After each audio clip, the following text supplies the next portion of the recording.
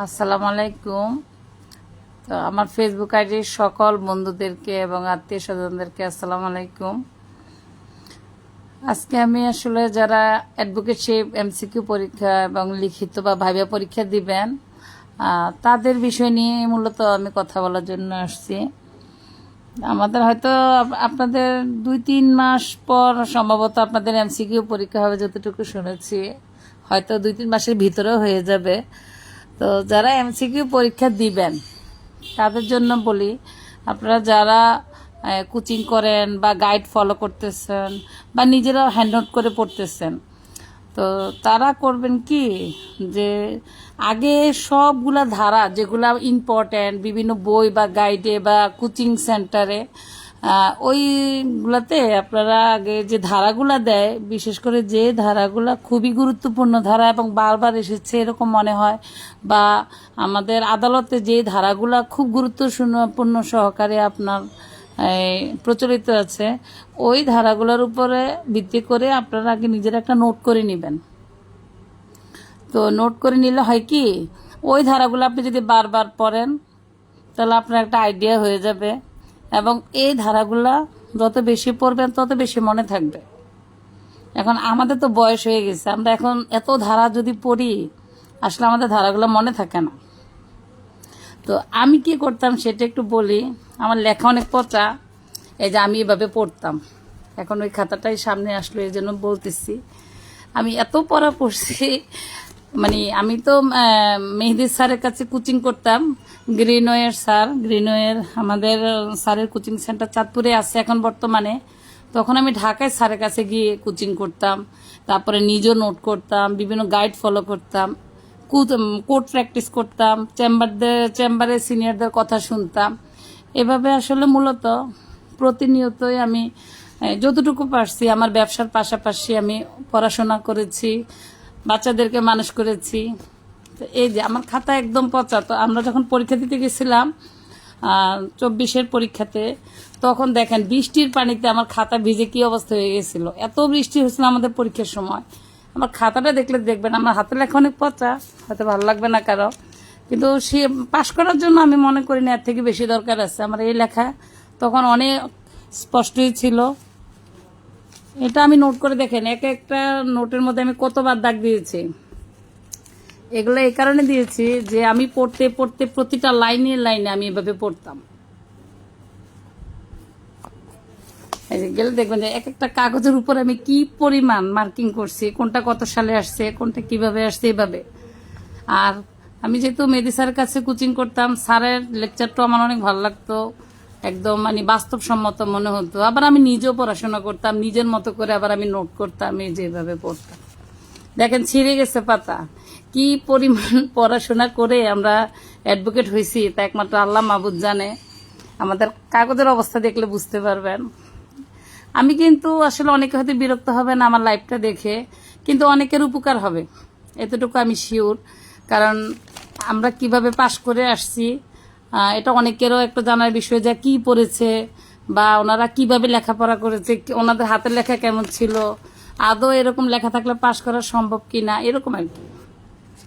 তো এই যে দেখেন আমি আমার লেখাগুলোর অবস্থা দেখবেন, একবার কালো দাগ, একবার লাল দাগ, একবার সবুজ দাগ। এই যে দেখেন সবুজ দাগ, মানে কোনটা কোন পৃষ্ঠা, এই যে দেখেন কোনটা কোন পৃষ্ঠাতে ভালো লিখছে সেটাও আমি নোট করে রাখতাম।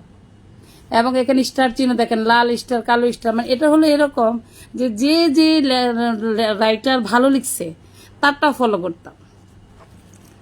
তা অবশ্য চেম্বারের যে সিনিয়ররা আমাদেরকে এই কাজ শিখেত, ওই সিনিয়রদের কথা আমরা অনেক বুঝতাম, চেষ্টা করতাম যে উনি কিভাবে বলতেছে। এখন বর্তমান যে অবস্থা পড়াশোনা, আপনার ওই বাসায় বসে আর শুধু কোচিং করে পাশ করাটা অনেক কঠিন। আপনাকে কোর্ট প্র্যাকটিস করতে হবে, চেম্বার প্র্যাকটিস করতে হবে, সিনিয়রদের কথা বুঝতে হবে। আর যদি একটা কোচিংয়ের আন্ডারে থাকেন তা ওইটাও অনেক ভালো।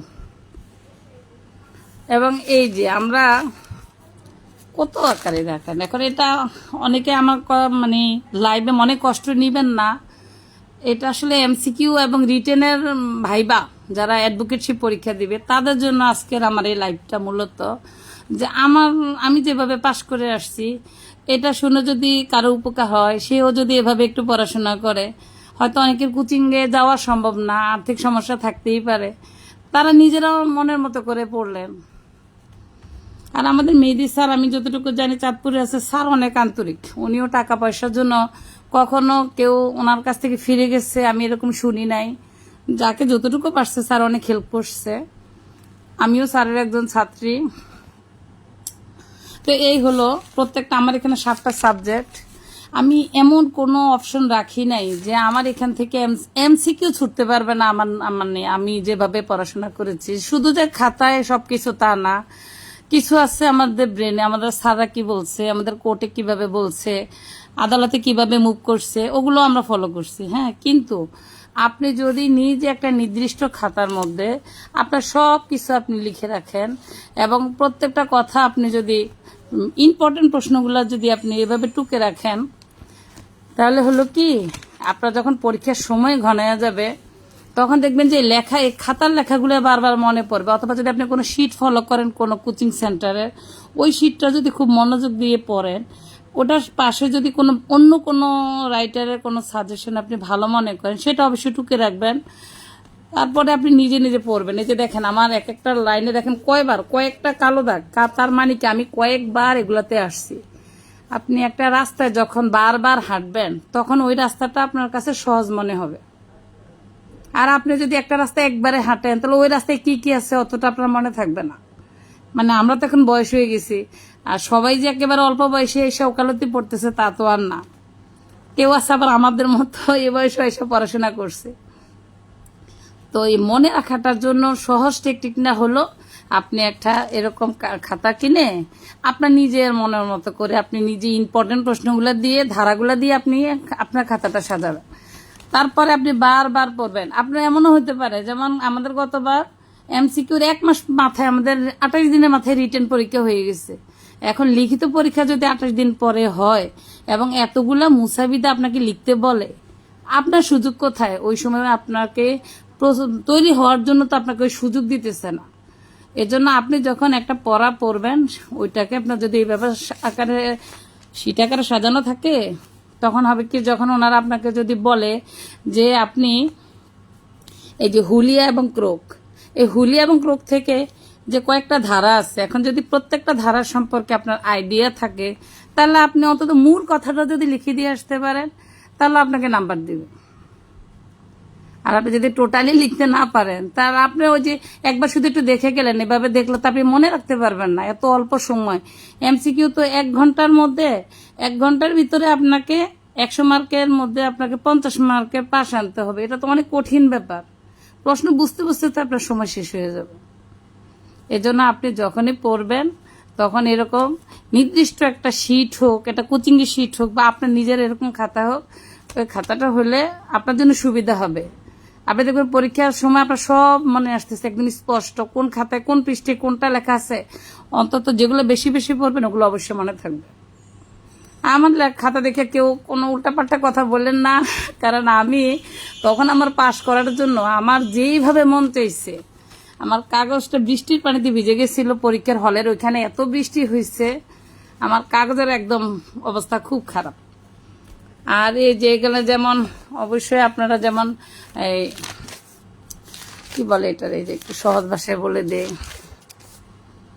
এই যে যেমন দেখেন, যেমন আমি লিখছি যে এই যে দণ্ডবিধি, এই যে 320 ধারায় এই যে গুরুতর 8 শ্রেণীর আঘাতকে গুরুতর আঘাত করা, এই যে দেখেন মানে মূল কথাটা, ঠিক আছে, এই যে মূল কথাটা এটা হচ্ছে 320, 302 করে মার্ডারের এটা দিয়ে দেখালে বুঝতে পারবেন। আরে আমার বৃষ্টির পানিতে দেখেন কি অবস্থা হয়েছিল একার কাগজ। এই যে 302 ধারে কি খুনের সাজা, এই যে মৃত্যুদণ্ড, যাবজ্জীবন প্লাস অর্থদণ্ড, মানে আমি মনে রাখার জন্য আমি শর্টকাট দিয়ে দিছি। ঠিক আছে, এইরকম মানে অল্পতে আপনি বিস্তারিত তো আপনি অবশ্যই আগে আগে পড়ে রাখবেন, কিন্তু মূল হেডিংটা আপনি এইভাবে কাগজে উঠে রাখবেন, তাহলে মনে করেন যে আপনার জন্য সুবিধা হবে। আশা করি যদি আপনার রিটেন পরীক্ষা এর ভিতরে 1 মাসের ভিতরে যদি আপনার রিটেন পরীক্ষাটা হয়ে যায়, তাহলে আপনি ভয় পাওয়ার কোনো কারণ নেই। কারণ আপনার নিজের গোড়ার মধ্যে মানে ব্রেনের মধ্যে মূল ভিত্তিটা যদি থাকে যে হ্যাঁ, যেখান থেকে আমার ধারা থেকে প্রশ্ন আসুক আমি লিখতে পারবো। এখন এখানে যেমন ধরেন 379 চুরির সাজাটা দিয়ে একটু বলি। এখানে আছে দাদা বলি, এই যে 379, এই যে 379 ধারা কি চুরি করার সাজা, এই যে 3 বছর পর্যন্ত অর্থদণ্ড উভয় দণ্ড। হ্যাঁ, মানে এটা আমার সশ্রম বা বিনাশ্রম। এটা হলো কি আমি এভাবে লিখছি যেন আমার মনে থাকে। এখন চুরি সংক্রান্ত যদি আমার একটা টিকা আসে, তাহলে আমি মোটামুটি 4-5টা ধারা উল্লেখ করেও যদি আমি মূল কথাটা লিখে দিয়ে আসতে পারি, তাহলে আমি মনে করি আলহামদুলিল্লাহ আপনারা পাস করবেন। এটা এমসিকিউ, রিটেন, ভাইবা 3টার জন্য আমি মনে করি এগুলা আপনাদের জন্য ঠিক আছে। আর এমসিকিউর পড়া এমনভাবে পড়বেন যে লিখিত পরীক্ষা আপনার লিখিত পরীক্ষার পরে যদি আপনার 20 দিন বা 25 দিন বা 1 মাসের ভিতরে যদি লিখিত পরীক্ষা হয়ে যায়, তাহলে আপনার নার্ভাস হওয়ার কোনো কারণ নাই। নার্ভাস হওয়ার কারণ নেই এই কারণে, কারণ আপনি যদি ধারা সংক্রান্ত বিধানগুলো আপনার জানা থাকে আর কোর্ট প্র্যাকটিস এগুলো থাকে, তাহলে আল্লাহর রহমতে আমি মনে করি আপনাদের আর কোনো সমস্যা না। আমরা ওই যে দেখেন আমার ওই যে ছিঁড়া খাতারগুলো আবার এখানে এখন অসুস্থ শরীর তো, তাই বসে বসে আবার ডায়েরিতে উঠে ফেলতেছি। কারণ এগুলো আমি মনে করি কি জানেন, আমার কাছে হীরার থেকেও দামি। কারণ এগুলো আমরা সেই মেহেদি স্যারের কাছে ঢাকাতে যখন স্যারে থাকতো, এখনো স্যারে ঢাকায় থাকে, এখন তো চাঁদপুরে স্যারের কোচিং সেন্টার আছে, তো আমাদের স্যার কিন্তু মেহেদি স্যার। তো স্যারের কাছে যখন আমি পড়তে যেতাম, ঢাকায় কোচিং করতাম প্রতি শুক্রবার, এবং ওখান থেকেও স্যার কি বলতো, স্যার কি শীট দিত, ওগুলো আবার আমরা নিয়ে আসতাম। আবার নিজেরাও বিভিন্ন বই পড়তাম, কোন রাইটার কি দিছে ওগুলো থেকেও আবার আমরা সংগ্রহ করতাম করে এই যে খাতাটা আমি করছি। দেখেন আমার খাতাটা নষ্ট হয়ে গেছে বিধায় এই যে এখন আবার আমি সেগুলো টুকে রাখতেছি। এখন মনে করেন এগুলা যে একদিনের জন্য, তো এখন তো আমি অ্যাডভোকেট হয়ে গেছি, আমার তো দরকার নাই, কিন্তু মানে আমি আবার সাজায় রাখি। এখন অসুস্থ শরীর, পায়ে সমস্যা, হাঁটতে পারি না, তো যার কারণে শুয়ে শুয়ে আবার এই কাজগুলো করলাম। লিখে রাখি, থাকুক না, আমার একটু উপকারে আসুক। মূল কথা হচ্ছে যে এগুলো হলো মূল কথা, অন্য কিছু না। কিন্তু এইটা আপনি যখন এমসিকিউ পরীক্ষা দিবেন, বাসায় যখন প্র্যাকটিস করবেন, তখন আপনি যখন এমসিকিউ পরীক্ষা ধরেন আপনি 100 মার্কের একটা পরীক্ষা দিলেন, পরীক্ষা দেওয়ার পরে আপনি দেখলেন যে আপনি হয়তো 30 পাইছেন বা 40 পাইছেন, তাহলে আপনি ধরেন 40 পাইছেন, আপনার 60 মার্ক আপনার কমন পড়ে নাই। তাহলে কেন ওই 60 মার্ক কমন পড়ে নাই, কোন কোন ধারাতে আপনার দুর্বলতা আছে, ওই ধারাগুলো সম্পর্কে আপনি আবার বিস্তারিত পড়বেন। পড়লে হবে কি আপনার ওই সাবজেক্টটা সম্পর্কে আপনার ভালো একটা ধারণা আসবে, এবং তখন দেখবেন যে ভাইবা পরীক্ষাটা সহজে মনে হবে। আর ছেলেদের জন্য তো ভাইবা পরীক্ষা আমি মনে করি একটু কঠিনে হয়, কিন্তু মহিলাদের জন্য ভাইবা পরীক্ষা একটু সহজ হয়। আর লিখিত পরীক্ষায় যে দেখেন হাতের লেখায় এতটুকুই হোক, মানে এই যে আমি এরকম পচা হাতের লেখা দিয়ে আমি আল্লাহর রহমতে পাশ করে আসছি, হয়তো আমার লেখা এখানে বোঝা যায় না, অত কোনো সুন্দর না, কিন্তু কথা হচ্ছে যে অ্যাডভোকেটশিপ পাশ করার জন্য আমি মনে করি এর থেকে আর পচা লেখার নাই, কিন্তু আল্লাহর মতো তো পাশ করে আসছি।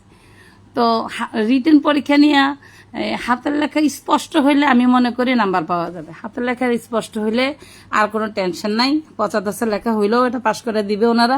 কিন্তু আপনাকে এই বেসিক জিনিসটা আপনার মাথায় থাকতে হবে। অনেকে লিখতেছেন যে আমার পায়ের অবস্থা কিরকম, আমার পায়ের অবস্থা খুবই খারাপ, এখনো তো প্লাস্টার করা, এই যে দেখেন এই যে আমার পায়ে এখনো প্লাস্টার করা, এই অবস্থায় আছি। তো সবাই আমার জন্য দোয়া করেন। আর আমার এই যে এগুলো এখন বর্তমানে সম্বল, এই যে এগুলার উপরে আমি ভর করে থাকি, হাঁটা চলা এগুলার উপরে করি। আর এই অসুস্থ শরীর নিয়ে আমার সেই লেখাগুলা এত কষ্ট করে, কত কষ্ট আমি করছি এই ওকালতি পাশ করার জন্য। তো আমার কাছে এই লেখাগুলা মনে হয় যে হীরার থেকেও দামি। আমি মনে হয় হীরা কিনলেও মনে হয় এত খুশি হতাম না, কিন্তু আমার এই লেখাগুলা যে আমি যত্ন করে রাখতে পারি, এটাই আমার কাছে মনে হয় যে একটা অর্জনের মতো লাগে। কার কাছে কেমন লাগে জানি না, তবে যখন যে কাজটা আমি করি ওটা আমি খুব আন্তরিকতার সাথে করি। তো সবার একটাই বলবো পরীক্ষার্থীদের জন্য, আপনারা কোচিংয়ে করেন আর নিজে পড়েন, বা যাদের সামর্থ্য কম কোচিং করা সম্ভব না তারা বাসায় পড়েন, কিন্তু অবশ্যই আপনারা আগে ধারাগুলা সম্পর্কে যেই বিগত সালগুলোতে যে ধারাগুলো আসছে এবং কোর্টে যে ধারাগুলো প্রচলিত, এই দুইটা জিনিসের উপর আপনারা জোর দিবেন। এখন এখানে হয়তো আমার আইডিতে কোচিংয়ের কোনো স্যারেরাও থাকতে পারেন, আপনারা আমার কথা মাইন্ড করেন না। আমি কিন্তু কারো কষ্ট দেওয়ার জন্য বলতেছি না। আমি এটা এই বলার জন্য এটাই উদ্দেশ্য যে আমাদের অনেক ভাইয়েরা আছে যারা বারবার পরীক্ষা দিতেছি কিন্তু পাশ করাটা কঠিন হয়ে যেতেছে। হাতের লেখা কেমন হইলে রিটেন পরীক্ষা পাশ করা সম্ভব বা এ জাতীয়। আসলে রিটেন পরীক্ষার জন্য হাতের লেখা অতটা বেশি একটা প্যারা নাই। যে দেখেন আমার এরকম লেখা দিয়ে আমি অ্যাডভোকেট হয়ে গেছি। এখন হয়তো স্পষ্ট লাইটের আলোতে বোঝা যাইতেছে কিনা আমি জানি না, আর একটু স্পষ্ট করে দিয়ে যে দেখেন এর বেশি হাতের লেখা আমি মনে করি না যে লিখিত পরীক্ষা পাশ করার জন্য আপনাদের দরকার আছে।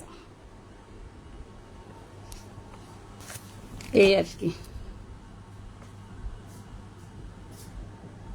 তো যাই হোক, আপনারা পরীক্ষার জন্য আস্তে আস্তে রেডি হন।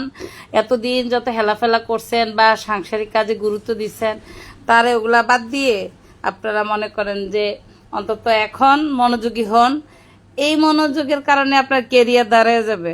আপনার সব মানে পরিশ্রমের উপরে নির্ভর করে আপনার সফলতা, আর অবশ্যই ভাগ্য। এই ভাগ্যের উপরে কোনো কিছু নাই। ওকালতি সবার আগে হলো ভাগ্য, এরপরে হলো আপনার পরিশ্রম। দুইটাই লাগে, দুইটা ছাড়া সফলতা আসবে না। তো আমরা যে পরিমাণ পড়াশোনা করছি, দিন দিন তো পরীক্ষার আরো অবস্থা খারাপ হয়ে যেতেছে। তো যাই হোক, আমার কথা কেউ মাইন্ড করেন না। আমি আসলে কোনো উদ্দেশ্য নিয়ে কোনো লাইভ করি নাই। আমার কথা হলো যারা কোচিংয়ে বা আপনার কি বলে এই কোনো জায়গায় যে কোনো প্রতিষ্ঠানে গিয়ে আপনারা হয়তো ওইভাবে আর্থিক সমস্যার কারণে অনেকে যাইতে পারেন না। তো আমার এই লাইভের কারণে, আমার এই কয়টা কথা বলার কারণে যদি আপনাদের উপকার হয় তাহলে এটাই আমার সার্থকতা। আর যে কোনো পরামর্শের জন্য আপনারা আমাকে ফোন দিয়েন, আমি অবশ্যই আপনাদেরকে আমি যতটুকু পারি সহযোগিতা করব। তো ভালো থাকেন সবাই। আসসালামু আলাইকুম।